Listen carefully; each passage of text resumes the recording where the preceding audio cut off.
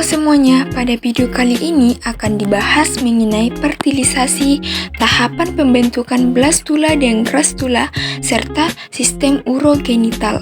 Nah, langsung saja kita masuk dalam pembahasan materi. Fertilisasi adalah proses penyatuan dua sel gamet yang terdiri dari sel sperma jantan dan sel ovum betina. Proses fertilisasi juga dapat diartikan sebagai proses pembuahan untuk menghasilkan keturunan. Hasil dari proses fertilisasi akan membentuk sel tunggal atau zigot. Di video ini membahas mengenai proses fertilisasi, yang dimana sel telur keluar dari ovarium ditangkap fimbriae, kemudian memasuki tuba fallopi yang jutaan sperma dihasilkan dalam sekali ejakulasi saat puncak senggama. Sesaat dipancarkan di dalam mulut rahim, sel sperma bergerak ke rongga rahim untuk mencari sel telur yang matang dan siap untuk dibuahi. Pada tahap ini, sel sperma yang mengalami kavasitas kemudian akan terjadi reaksi akrosom pada sperma tersebut. Reaksi akrosom ini akan memudahkan sperma menembus sel telur. Sperma menghabiskan waktu paling cepat 45 menit untuk mencapai sel telur. Sel sperma berjalan sekitar 18 cm dari leher rahim atau cervix menuju tuba fallopi. Umumnya, sperma berenang kurang lebih 2,5 cm per 15 menit. Dari jutaan sperma yang dipancarkan, hanya beberapa yang dapat bertahan hidup untuk mencapai indung telur dan hanya satu yang dapat mencapai dan hidup di indung telur.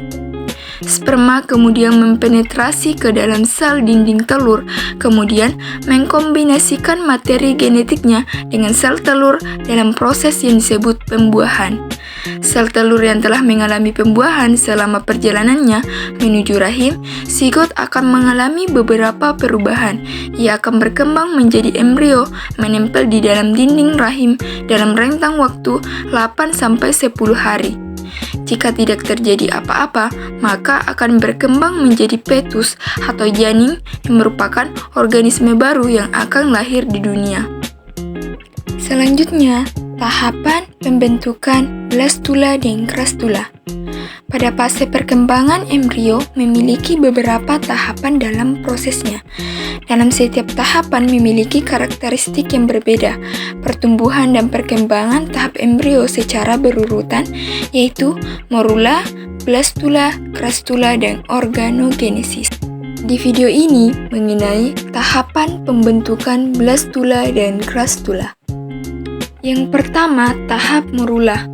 Pada tahap ini, zigot akan mengalami pembelahan mitosis berkali-kali, mulai dari satu ovum yang dibuahi menjadi 2, 4, 8, 16, 32, dan 64 sel, yang disebut dengan sel blastomer.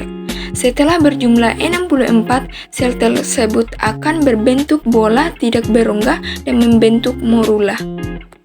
Tahap yang kedua, tahap blastula.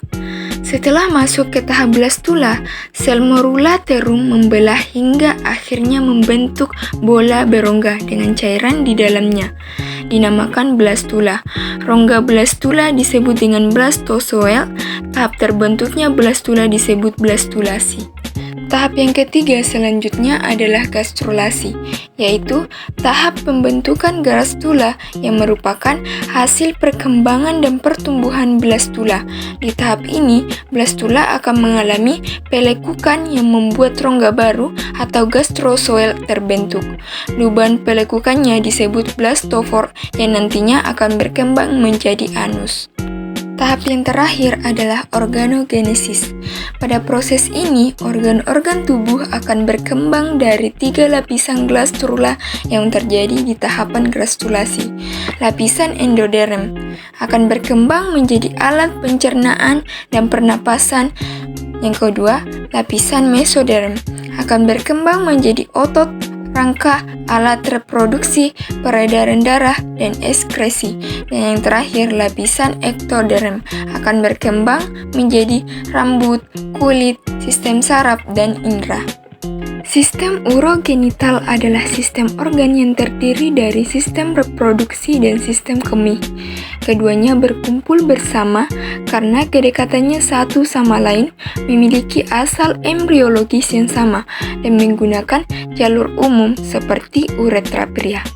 Di video ini membahas mengenai sistem urogenital. Sistem saluran kemih terdiri dari organ perut dan panggul yang aktif dalam produksi, penyimpanan, dan transportasi urin. Secara anatomi, sistem saluran kemih dibagi menjadi bagian atas dan bagian bawah. Saluran kemih bagian atas terdiri dari sepasang ginjal adalah sepasang organ perut berbentuk kacan yang terletak di sepanjang dinding perut posterior. Ureter adalah sepasang tabung sepanjang 10 inci yang secara aktif membawa urin dari ginjal ke ginjal. Saluran kemih bagian bawah terdiri dari satu kandung kemih dan uretra. Kandung kemih adalah organ panggul yang dapat menyimpan hingga 500 ml urin. Uretra adalah tabung berotot yang bertanggung jawab untuk mengalirkan urin pada kedua jenis kelamin laki-laki.